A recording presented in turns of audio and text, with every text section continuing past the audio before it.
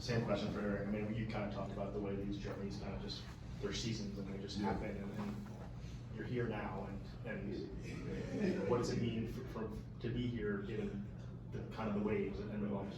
Yeah, I mean, I just, this is my 30th year of coaching, and so the seasons, they speak to you. You just go through them. We can't, as coaches and competitors, we don't have the lens that you guys have or fans have. I'm constantly reminding them of that. It's hard to not be a fan when you're attached to everybody's opinion 24 hours a day, but they don't do what we do. They don't get a chance to do what we do. They're not there on Saturday morning after a Friday night loss. They're not in the gym at 6 a.m. in June. And so however the season lays out, you just play it. If there's injuries, there's injuries. If there's illnesses, there are illnesses. And the other thing is, like, the teams that you play against are pretty good. They got coaches, video coordinators, good players.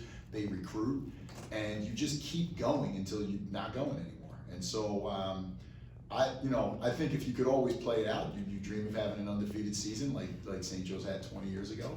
But hopefully, history would tell you that doesn't happen often. And so, however you get here, you get here.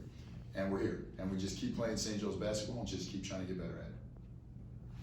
Zach Joaquin, Richmond Times-Dispatch. Coach, what do you see from VCU's evolution over the course of the year, and specifically since the last time that you saw them? Yeah, they're great. They're terrific. I mean, they evolve like every team evolves. Seasons go on, they speak to you. Coaches make tweaks, players get better, players find roles. Bamasil getting eligible in January, flip the script for them. And that takes time to get it in. It's not 2K. You don't just plug in the image and all of a sudden the team works. You actually have to go through the human condition, and they did it. And they're a really good team. They're a really good team. Any other questions for Coach Lachlan? After all, the drama that happened yesterday, the top seed's fine. How do you kind of keep your team focused on the matchup tomorrow, not maybe looking too far ahead? You don't even have to worry about that. That's just not anything that we talk about. But I do address that the only thing that matters, one, is today. This is an opportunity to earn a chance to get better, to be a little bit more united.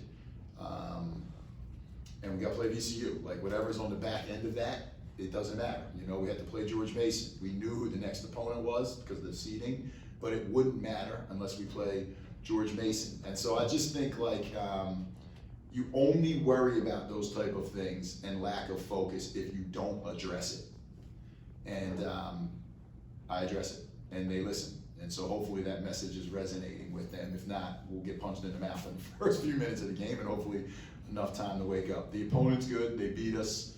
We're playing in March. There's not many teams left. Forget the NCAA tournament. There's not many teams playing right now. Most people, actually, when you take 360 plus schools, are not playing. We're one of the ones. So you're in this environment, in one of the best conferences in the country, in one of the best NBA arenas in the country, in a great city. You shouldn't be looking past anything other than just being blessed for the moment that you're in. That's it, period. I know we talk a lot, everybody talks a lot about the guard play, it's super important, but how, Shear's development to get to this part of his game, Yeah. how much has that kind of flipped the script a little bit for you guys? To have that versatile and talented a player that stretches teams out and does all the things he does. Yeah, I mean, we first off, St. Joe's, no coach is bigger than the history of the program. And so all the coaches here that have been successful and won have won with great guards.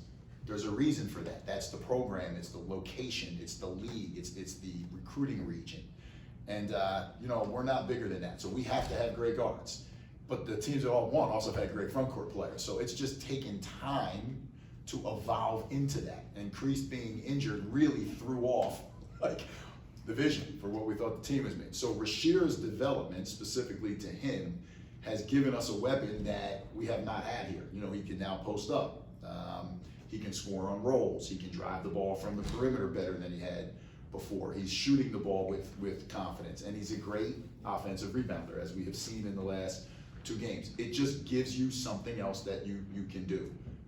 And the other thing that he does that I think is probably overlooked from a casual fan is when you have guards like the ones we have, you need to have a front court player that sharpens iron, that fits seamlessly with those guys. He doesn't.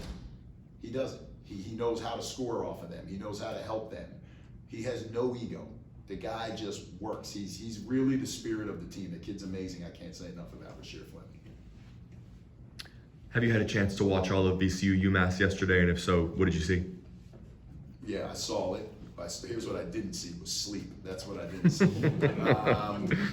You know, look, at this point of the season, you are who you are.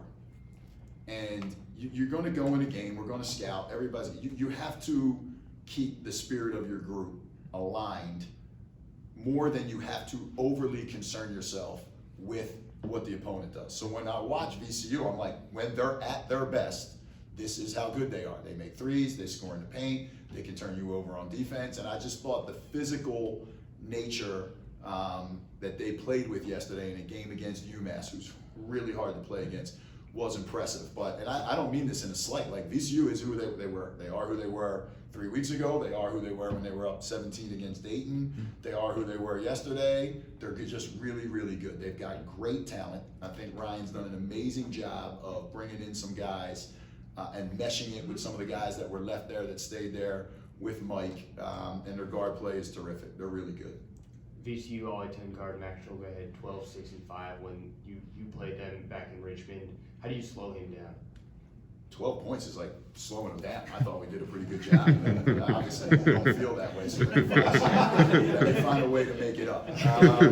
You know, I mean, number one, you just do everything you can. First of all, he's a great passer.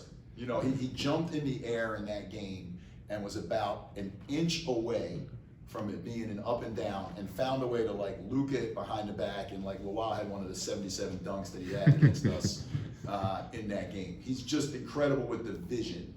And so what you gotta try to do is you gotta just try to make every scoring point, like you can't let him beat you with 20 and 10. Then it's over. You have no chance. So you play him. I mean, at this point right now, we gotta play him. We gotta do what we did against Maddox. We gotta do what we did against Jordan King. Like, he's really good. You're not gonna just stop him. It's like, how difficult can you make it for him? VCU has, I'd say, 5 guards that can get hot at any time. How difficult is that to defend? Very difficult.